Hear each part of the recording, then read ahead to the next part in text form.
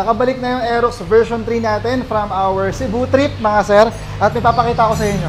Kasi, nabili natin itong motor natin brand new. May napansin ako lumabas sa panel niya. Ganda talaga ng panel ng V3. Ayun, Jade, oh. Nakita mo yun, Jade?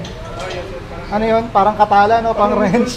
Parang may tools. Yan, as per the manual, ibig sabihin yan, meron na tayong kailangan i-maintain. So, check natin. Naka 643 kilometers tayo. Dito tayo, Jade, sa panel. 643. Pinutin ko tong pindutan dito. May makikita tayong setting. Then, information. Maintenance. Yun. Yun yung ibig sabihin, Jade. Palitin na ang makina. Hindi, oil. Palitin na ang langis. So, tinatanong din sa atin, Sir Mel, pwede po ba ang nano moly sa mga brand new na motor? So, technically, itong motor natin, brand new pa to. Pwede po. Pwede po tayo magpalit ng nano moly competition. This is 10W50. Sabi sa manual, dapat 10W40 or 15W40. Pero again, mga sir, I recommend sa Pilipinas, sa weather ng Philippines, mga sir, mas maganda tayo mag-50, lalo na sa mga scooter. So, ito, try natin, mga sir, 10W50, 1 liter. Then, maglalagay rin tayo ng nano moly na additive, mga sir. Yan.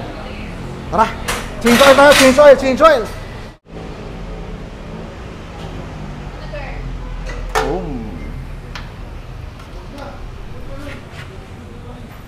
Pag nagpapalit kayo ng langis, lalo na doon sa mga nagdi-DIY dyan, always check, mga sir, yung strainer. Ito. Ito kasi yung magiging sign nyo kapag merong problema sa makina. Pag meron kayong nakikitang mga bakal-bakal.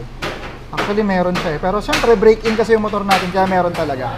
Pero pag once may makita kayo mga malalaking debris, mga malalaking bakal-bakal, ibig sabihin nun is merong problema sa bearing or merong nagkakaskasang bakal sa loob ng yung makina. In this case, bago pa itong motor natin, kaya parang may mga alikabok na bakal-bakal na maliit. Pero okay lang yun. Tapos, once na nag-change oil kayo, check nyo rin yung dami ng lumalabas na langis. Ang NMAX Aerox, nasa 900 ml yan. Honda Click, 800 ml.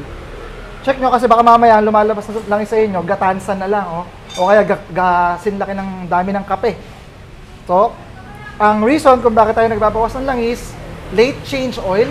Yung mga, meron kanina pala, sino kumausap nun? Moy? Ikaw pa yun, Moy? Yung Mio Gear kanina? Kumakatok yung makina? Tuwing kailan daw siya nag-change oil? Ano? Okay. Bakit hindi ko recommended na magpalit kayo ng every month? Meron pa siyang sinabi. Tinanong ko kung kailan siya nag-change oil, ilang kilometers. Sabi niya is yung kanyang speedometer cable. Yung speedometer cable sa ganito. Nandito, Jade, oh. Ito, yung speedometer cable, yung nagsisense na kung ilang kilometrahe ka na, speed mo, naputol daw yung kanya. So, ibig sabihin, wala siyang speedometer. Hindi gumagana ang kanyang odometer. Kaya sabi niya, nag-change oil ako every month. Talagang proud pa siya na every month ako nag-change oil. Eh, anong problema nun? Lalamove, Grab rider, usually, nakaka-almost 100 kilometers per day. 100 kilometers per day. 100 kilometers times 30 days. Jade. 100 kilometers per day is 3,000. 3,000 kilometers. Anong recommended natin sa speed up garage? 1.5 palit na. So, sobra-sobra siya. Kaya kumatok yung makina niya kasi yung motor niya nagbabawas na ng langis and at the same time, late kayo mag-change oil. So, bakit nagbabawas ng langis? Pangit na langis. Pangalawa, luma na yung makina. Pangatlo, late kayo mag-change oil. Again, every 1.5 palit kayo na langis. So, ito mga sir, kitang-kita naman, marami pa tayong langis na lumabas. Pero ang problema nito, maitim na. Okay, ito pa yung langis ng ating motor since nabili natin siya ng brand new from Guanzon, Bustos, Bulacan. And shoutout pala sa Guanzon dahil lumabas na yung ORCR natin, lumabas na rin yung original na plaka natin. Naka-temporary lang ako ngayon, pero lumabas na yung original na plaka natin. Okay, change oil na tayo. Lumabas na lahat ng langis. Ito, ngayon ito lalabas sa vlog. Amoy mo, anong amoy? Amoy prutas. Amoy prutas. Anong prutas? Strawberry. Legit naman, di ba? Tama, kasi galing kami sa factory nito mga sir. Ang sabi talaga nito is strawberry scented yung ating nano-moly competition. Ang amoy nito parang gamot ng ubo sa mga bata. Bango. Yeah. What do you smell, Ate Missy? Ate Cassie? Smell. Smells good? Smells vape. Grape. Smells like grape. Vape? Vape. Tara, finish na tayo. Ang Aerox version 3 mga sir, siya ay 1 liter na. 1 liter na. So hindi na tayo magbabawas ng langis, salin na natin to lahat.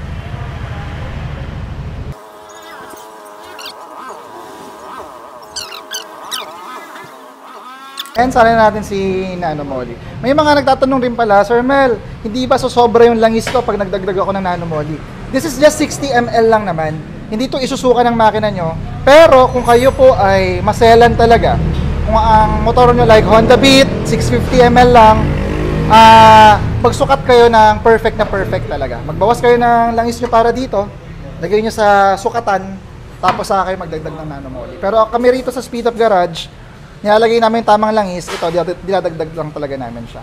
So, hindi na kami nagsusukat.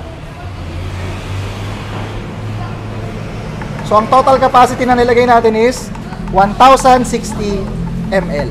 Sobra tayo, pero goods lang yan. Don't worry. Be happy.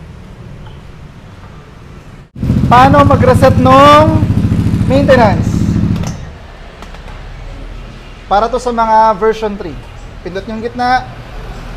Setting, information and reset, yan, maintenance reset, oil, pindutin nyo to isang beses, then, pindutin nyo ulit isang beses, reset.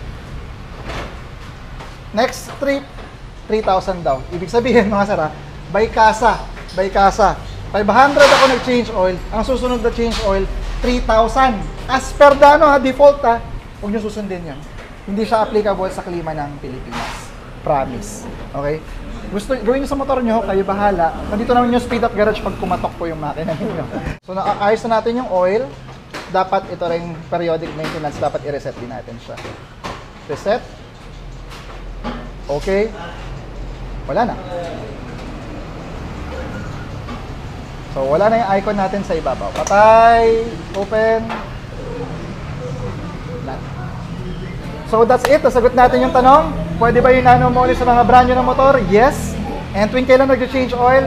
Again, I recommend 1,500. Huwag nyo susundin yung per month. Huwag nyo pong susundin yung lalo kung kayo ay Lalamove, Food Panda at Grab, mga sir. That's it. Sana nasagot ko lahat ng tanong nyo today. And yung nano-moly competition and nano-moly oil additive is available dyan sa comment section. Yes, sir.